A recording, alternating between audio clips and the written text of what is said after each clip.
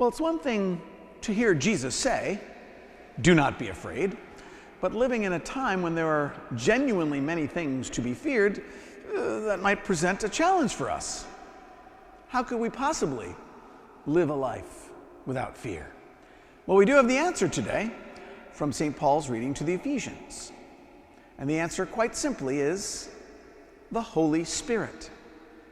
But what's interesting, that St. Paul, I think, helps us understand where we might be missing out, is the particular turn of phrase that he uses. He says the Holy Spirit that has been given to us has been given in a first installment of the redemption you will receive.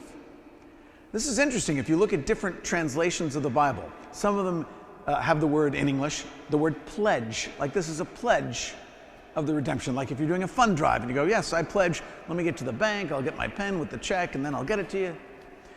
Other translations have a down payment, which, at least in our modern world, is a little more concrete than a pledge. You know, a pledge you can say, "Oh, sure, yeah, I'll give that money," and then later on you can say, "Oh, yeah, it didn't really work out." A down payment, not only is it a little more contractually obligated, but a down payment you actually make. So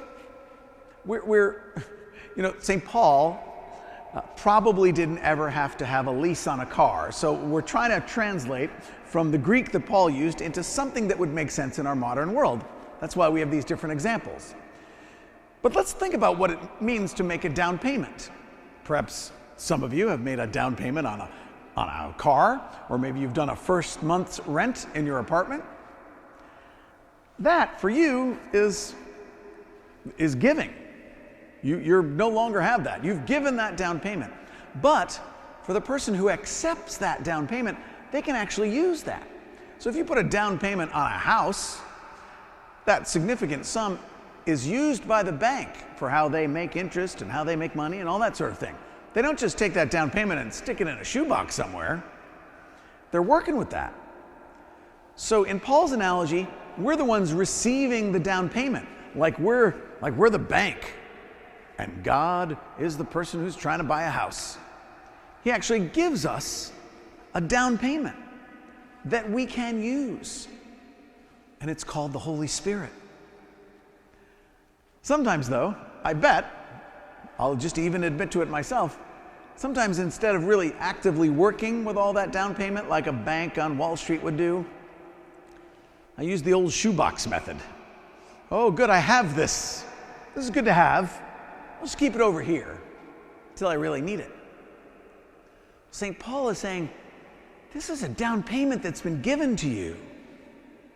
You should use it. You should earn interest on it.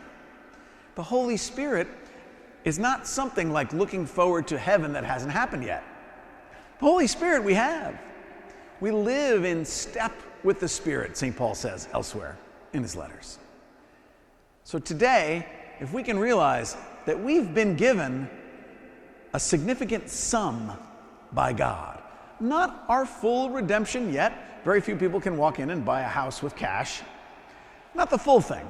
That's still to come. But you and I have a very sizable down payment on our redemption in the Holy Spirit living within us. So if we can take advantage of that Holy Spirit, work with it, earn interest with it, we can live the kind of life that Jesus talks about, that might seem impossible in a pandemic, that we can genuinely be without fear. Why?